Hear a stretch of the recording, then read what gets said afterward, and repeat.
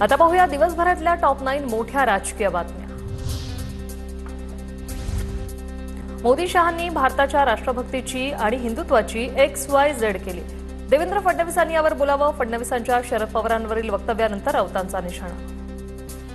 मोदी काय करतायत, अमित शहा काय करतायत, राष्ट्रवादावरती प्रवचनं जोडायची आणि पाकिस्तान बरोबर क्रिकेटचे सामने खेळायचे। हे भारताची XYZ आहे ना केलेली त्यांनी। बहुराष्ट्रीय स्पर्धेत भारताने खेळू नये अशी भूमिका भारतवासियांची नाही। ऑपरेशन सिंदूरमध्ये आतंकवाद्यांचे अड्डे उद्ध्वस्त केले। आशिष शेलार यांची प्रतिक्रिया। जिथे पाक नाव तिथे विरोध असेल तर उद्धव ठाकरे आलेपाक सुद्धा खाणं बंद करतील, शेलारांची टीका।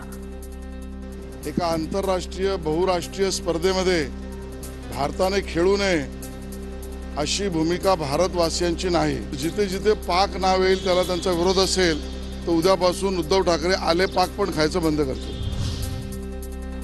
26 महिलांचं कुंकू पुसलं आणि त्यांच्याशी तुम्ही क्रिकेट खेळता, लाजा वाटत नाही का? संजय राऊत आक्रमक, तर कालच्या मॅचमध्ये फिक्सिंग झाल्याचा राऊतांचा दावा। फिक्सिंगची मॅच पूर्णपणे मी काल म्हटलं 1.5 लाख कोटीचा जुगार कालच्या मॅचवर खेळला गेला। कदाचित पाकिस्तानला सुद्धा त्यातले पैसे मिळाले असते। कालच्या मॅचनी पाकिस्तान क्रिकेट बोर्डाला किमान 1000 कोटी मिळाले। भारतीय खेळाडूच अस्सल वाघ। पहलगामच्या दुर्दैवी घटनेनंतरही परदेशातील पर्यटनात रमलेले उद्धव ठाकरे कागदी वाघ।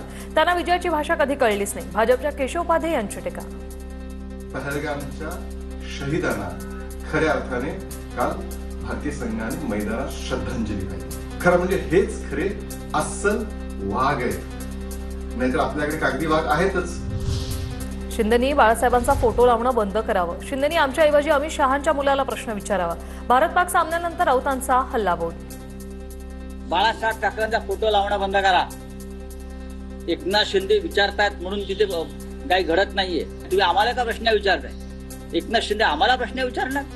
अमित शहाच्या मुलाला विचार, त्यांना म्हणावं तुम्हीच मला प्रश्न विचारायचा नाही। समिती नेमणं संवैधानिक प्रक्रियेतला भाग समजून उपसमिती केली। आशिष शेलारांची प्रतिक्रिया। एखाद्या समाजाला न्याय देणं हे संवैधानिक कार्य असल्याचं वक्तव्य। संवैधानिक प्रक्रियेतला भाग समजून घेऊन कॅबिनेटची उपसमिती केलेली आहे। एखाद्या समाजाला न्याय देणं हे संवैधानिक कार्य आहे। शेतकऱ्यांच्या विविध मागण्यांसाठी नाशिकमध्ये शरद पवारांच्या राष्ट्रवादीचा आक्रोश मोर्चा। शरद पवार मोर्चा सहभागी। शेतकऱ्यांचा 7/12 कोरा करण्याची मागणी।